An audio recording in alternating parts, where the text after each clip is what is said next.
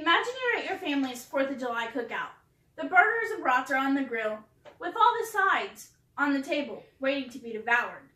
You've spent all day getting the sides ready, from peeling the potatoes to shucking the corn. The corn is only a few inches long, and you ask your aunt why the corn that she brought is so small. Your aunt states that she brought GMO-free corn because it is healthier and better for you.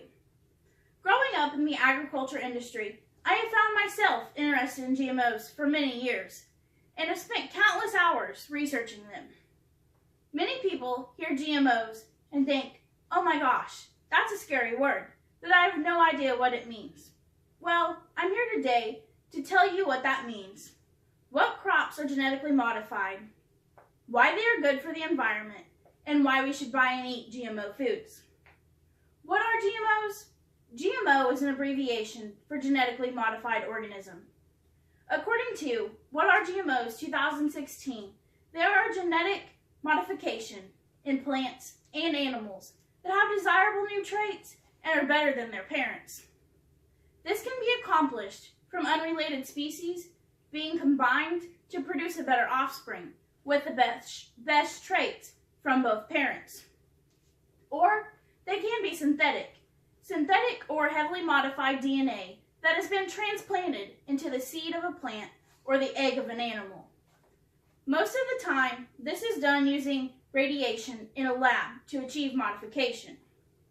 Farmers and ranchers have already been doing this for thousands of years to obtain a better yield in the field or a better herd of livestock to survive and thrive on the ground that the farmer owns. In these days, they use natural ways to cross-pollinate or breed their cows with a neighbor's bull that is producing better offspring than their own bull. This leads me to my next point, which is not everything you eat is modified. What crops are modified? The Big 10.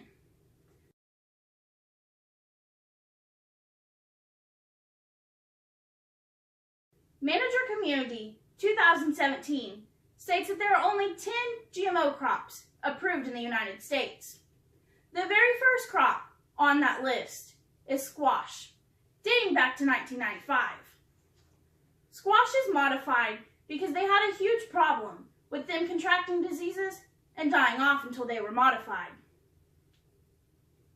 Following that is cotton, soybeans, corn, papaya, alfalfa, sugar beets, canola, potatoes, and finally, apples. Apples were not approved into the U.S. until last year. The apples were modified because during shipping, they would easily bruise and lose customer appeal. And if you are like me, you do not want to bite into a brown apple that should be bright red. There is no harm in eating GMO foods. They are only modified to increase consumer appeal and to help the product look better and produce more product to meet consumer demands. Without some of these crops being modified, they may not be around today if they were not taken care of in the past. If corn was not modified, the ears would be very small and not be able to have enough to feed our livestock or ourselves.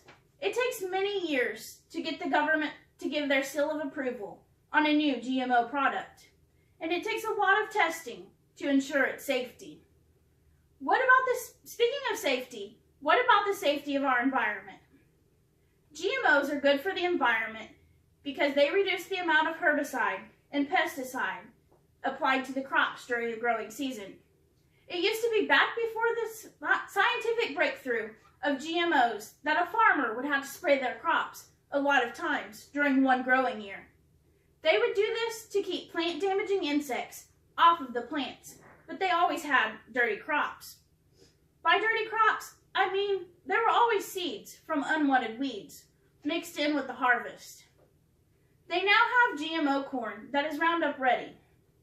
This means that the corn can be sprayed with Roundup to kill unwanted weeds and still survive, being unharmed. According to Staropoli Nicholas, 2016, the next major breakthrough that came from GMOs was no-till farming. The practice of farming means that the farmer can spend less time and gas in his field. This reduces the amount of greenhouse gases released from the farmer working in his field. It also helps the farmer to save money and wear and tear on his equipment. This is great for the farmer because now his equipment can last him twice as long. And when it is time for new equipment, the farmer has enough money saved up to either buy the whole piece of machinery or put a good down payment on it. Finally, I am sure you are wondering why you should buy and eat GMO foods. Like I said earlier, would you like to bite into a red apple and on the inside it be brown and rotten? If we didn't have GMOs, most all of your apples would be brown and rotten.